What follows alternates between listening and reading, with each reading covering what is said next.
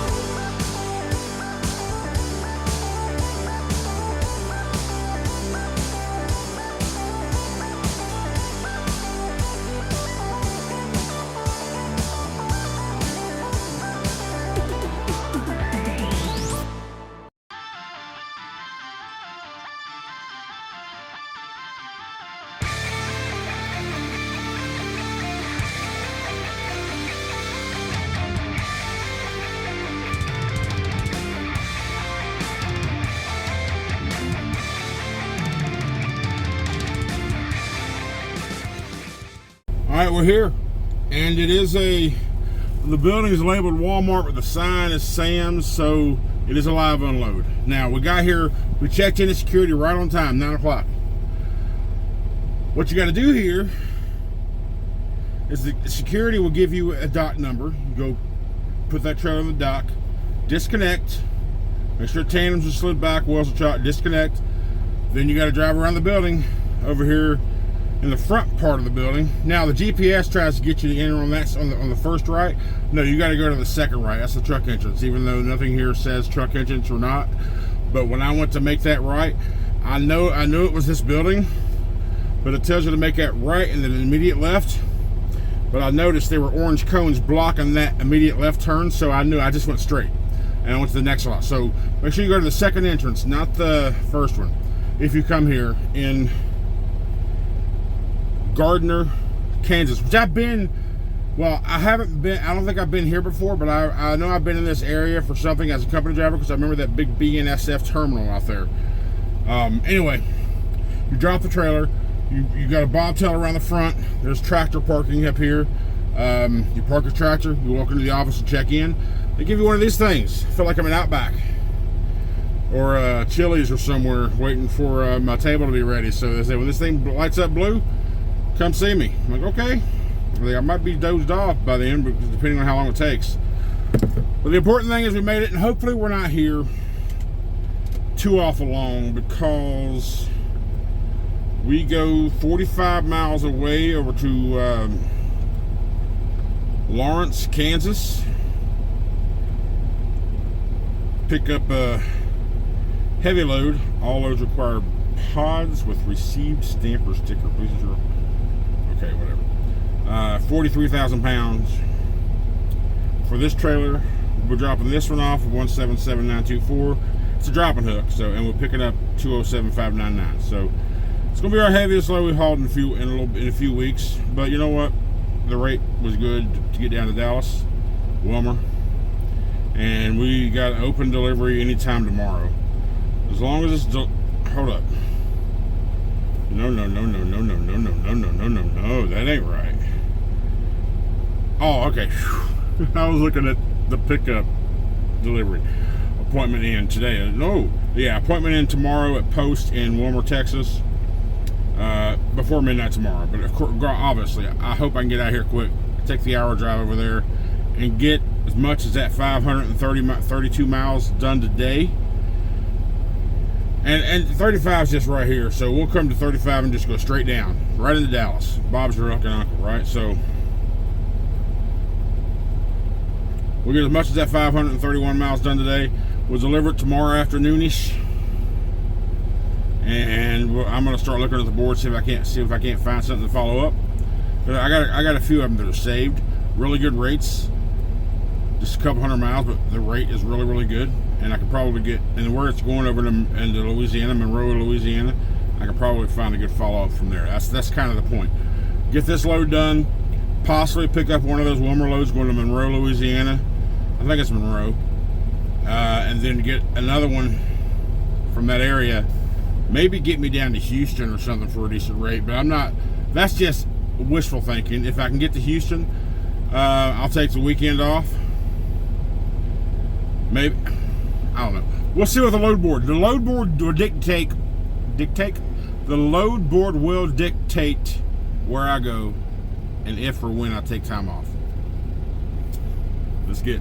All right, hour and a half. We're just now reconnected to our trailer off the dock. Unlock our tandems, shut the doors, and head over to Gardner, Kansas. Now, hour and a half, that's not a bad load time. If you can get with less than, or unload time, anything under 2 hours is acceptable in my opinion. Trailer could probably use a little sweep out, but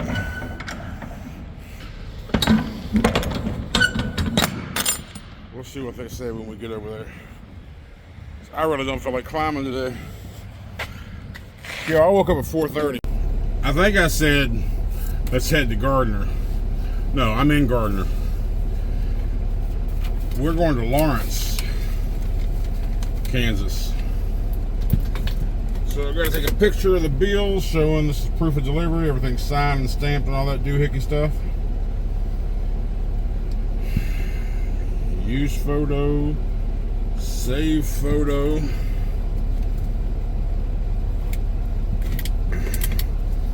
And all my bills are up here for this day. You only really need to keep them for 60 days, I think's the number.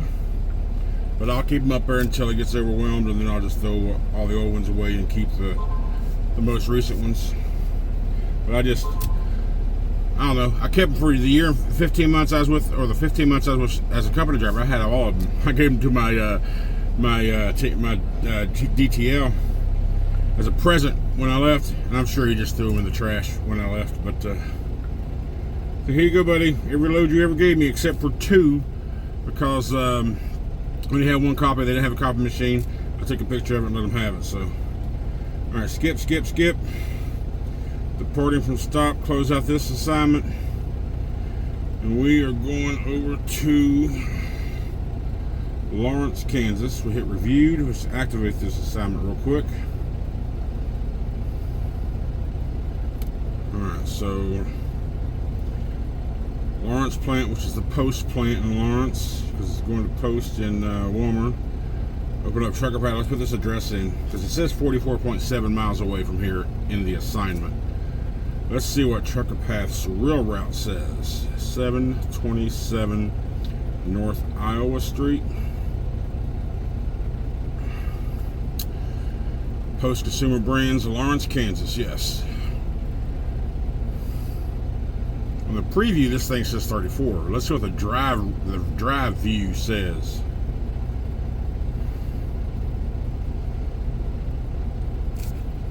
Huh. Okay. That route. Okay, hang on here. All right, that route says 45, which is what this thing says. That route says 34, but it's cutting through like back roads. 34 miles or 49 minutes, or 45 miles, 53 minutes. I will have it match. Nope, wrong. I will have it match what Schneider says. I made a boo-boo and hit confirm versus choosing the trip. Alright, so we're done. Task is completed. We know where we're going. We'll be there in about an hour. And what is that? What is that? Sucks these daggone roads don't. 35. Okay, we'll take 35 down. Then we're going to get off on 59. All the way. Okay, now we're navigating that. All right, let's get out of here. Let's talk about mistakes and how to avoid them. I dropped the empty. I'm here, by the way. I dropped the empty. Come over to my loaded. I looked at it. I didn't do what I was supposed to, so I made the mistake. It's a learning moment, right? You're going to do this if you try to take shortcuts, which I don't do. I do shit the right way. I told you, my conscience won't let me do anything otherwise. And if I forget a step, or if I don't do a step somewhere on the line, I can't leave that lot knowing. Like if I didn't do a tuck test before I pulled out, right? After I've done and looked at everything. If I didn't do a tuck test, and I'm like, oh shit, it's gonna bug the hell out of me until I do that tuck test. Even though I'm moving, even though I hit my brakes a couple times, nothing happened. I've got to literally stop, lock the trailer, do a tuck test. Otherwise, it'll bug the shit out of me. Anyway, that's not what happened here. I pull up, I see my loaded trailer, I pull up and looking around. I'm like, it's fine, that looks great. I'm backing up to it, I feel it hitting. I'm like, all right, cool, we're good. Next thing I know, I was like, I hear it and I feel it, but the trailer is not shifting into the lockjaw. Then I hear a little pop. For those who don't know what that pop is, it means the fifth wheel when the kingpin went over the fifth wheel, when it released the pressure, the fifth wheel kind of sprung back up, smacked the apron of the trailer. I knew right then the trailer was too high. I did a high pin. That's when the fifth wheel goes over. That's when the kingpin goes over your fifth wheel. And the only reason that happens is if the trailer's too high. My dumb ass didn't get out. You're supposed to back up to the trailer, get out and look, make sure the height's right. And I do. For whatever reason, I decided I just didn't do it this time. I didn't make this. It wasn't a conscious effort. It wasn't. I don't know. I don't know why I didn't stop like I always do to make sure the height of the trailer is correct. So, how do you get out from under a trailer to where the kingpin of the trailer is over towards the front of the fifth wheel now, right? You can't pull forward because your fifth wheel is blocked by the kingpin. So you're locked in. How do you get out of there? Fortunately for me, well, the answer is you got to crank that bitch up. You got to crank the trailer up to where the kingpin is high enough to clear your fifth wheel when you pull out. And I've got a 44,708 pound trailer. Even in low gear, that shit is heavy. It's what people call in the industry the crank of shame. Fortunately, I have suspension dump on this truck, which was able to lower my rear and my fifth wheel about 2-3 inches. So I didn't have to crank as much as I would have on a truck that does not have airbag dump on their suspension of the tractor. Don't make these mistakes. Some people won't admit to this stuff. I've told you before, I'm 100%. Shut up. I've told you before, I'm 100% transparent. I'm going to go through everything real that happens through my day, whether it's boring or stupid shit like this. Don't cut corners. Don't do shortcuts. You got to be safe. You got to be smart. And you got to save yourself from having to crank up heavy ass trailers. All right, so now that I've shared my experience with you, now let me go back and finish connecting everything together and pre-trip this damn trailer. Oh, it's embarrassing is what it is. Good thing no one's around that I know of. It's embarrassing. Don't be that guy. I just did it for you. If you want to feel stupid, come back and watch this last clip again. So, after that mess, I realized what I said at the end of that clip. I looked at the bills again. I'm like 44,708 gross load weight. I did the math, and I learned this. Remember that Hinkle disaster in Bowling Green, Kentucky that went to Florida, and it was just too heavy. I couldn't get it balanced, and they had to rework the load, take some things off. I learned that day that the maximum I can carry on my truck, my big ass, is right at 43,000. Maybe a smidgen over. Yeah, my hands are dirty for out there cranking. I didn't put my gloves on. Because when I'm empty with a full tank of fuel, I'm at 36,000 and like 400 or 500. So 44,700 puts me at 81,000. You heard that? Been withdrawn. So what I did was I disconnected from the trailer. I went to Chris. Said, "Do y'all have any scales on site?" He's like, "No." I was like, "The closest one is 23 miles away, and if this weight, that's too much. It's gonna be too heavy. We need to get it reworked." He's like, "They won't rework it here, and they won't do it on demand. They'll rework it back over there, and they'll reschedule the appointment." I was like, "Okay, whatever." So I pulled one out, and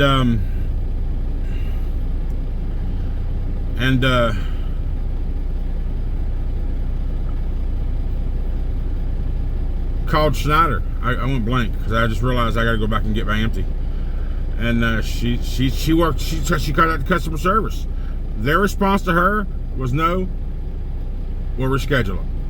She was like, "What?" Because she seemed frustrated. The customer service, Schneider customer service, wasn't trying to help us get this thing done. So I'm gonna get a V&U for this. and try to find something else.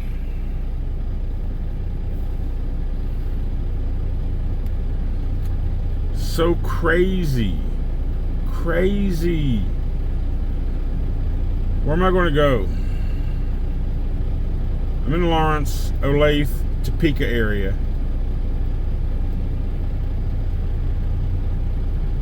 Where are you? You're 76 miles away from me. Where are you? You're 28 miles away from me. This loves. You know what? Let me just do it this way. Do this, do this, do this. This. Clear the trip. That was all based on going to Dallas. Now, truck stops near me. Burt's Travel Plaza. Let me zoom out some. Where's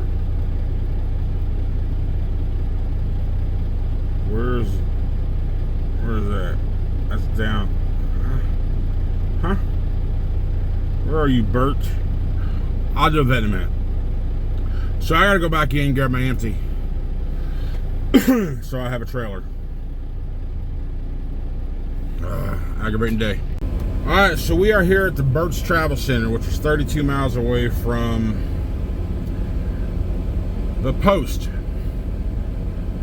It's ridiculous, man. I wake up super early today and then lose a load because of being overweight, and they refuse to work it. So it is now 2:40 Central Standard Time. Trying to find something today. I even went out 200 miles. I got 4 hours and 20 minutes left on my 14-hour clock. I was searching out 200 miles even to find a decent load to where I can deadhead it out today and pick it up tomorrow. But not quite yet. But this place in here has a chicken place. Forget the name of the chicken place, but it also has a blue taco, which I never heard of. I saw the sign for chicken as I was pulling up, but I went to the chicken counter and right next to it was a taco place. I'm like, well, today is Taco Tuesday, so I got 3 tacos, and they blue tortilla shells, beef, white onion, cheese, and lettuce is what I told her to put on here. Let's try it out.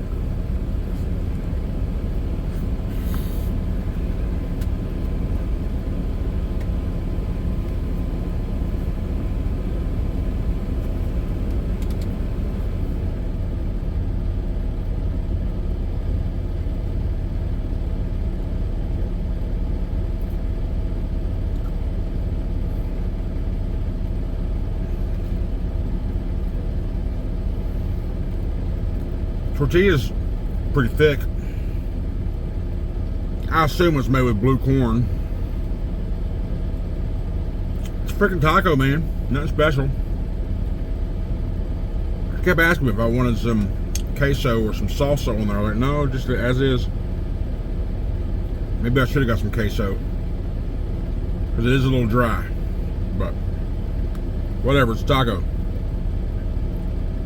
This is probably going to be it for the vlog, but I do want your feedback on something. I've been debating for a while. I might even show you. I'm not going to show you. Not in this video. This is the trucking vlog.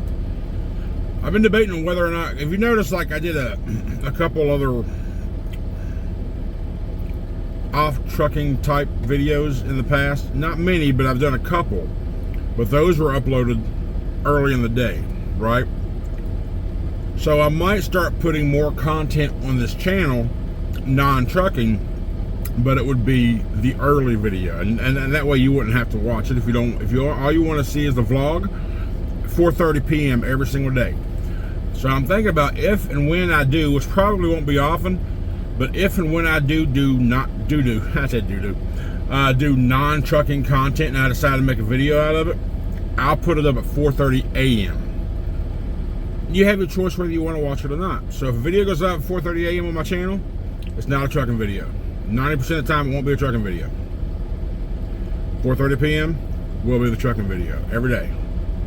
Now, again, I probably won't post. I mean, that's enough work doing one video a day, much less if I do anything else. But now I have time this afternoon. I'm gonna hop on the laptop. I'm gonna do some things. I might play a game or two. I'm gonna work on some designing stuff,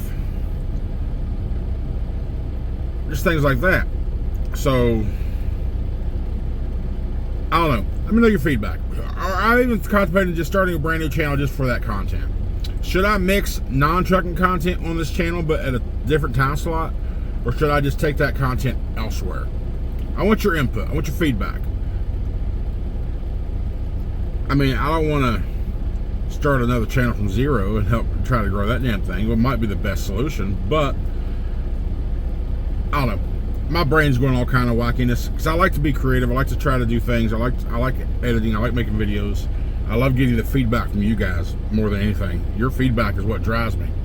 I don't, and you know, and I get all this. I accept everything that comes in. I may not follow the advice specifically from one to the other, but all that stuff that comes in from you guys helps me form what I think is the best decision for me. So just because I don't follow what you say precisely doesn't mean you didn't have an influence on the way I chose on different topics and things. So remember that. Even when I do my own research and when I'm talking to friends about different things, what if this, what if that, whatever, I value their opinions and their thoughts, but ultimately it doesn't make my decision. It just helps me consider different perspectives, and that's what you guys do. Thank you so much. So appreciate all the support. Remember the shop, merch shop down below. This flag never runs. Sheyut Up Lenduh, and the new one. I don't forget what the new one was. What's the new one? Can somebody tell me what the new one is? Yes, OnlyTruckers. Keep America moving. Wow. If I can't remember my own merch, how can I expect you to? Come on now. Anyway, links are in the description. Thank you so much for all the support. Love you guys. We'll see you tomorrow.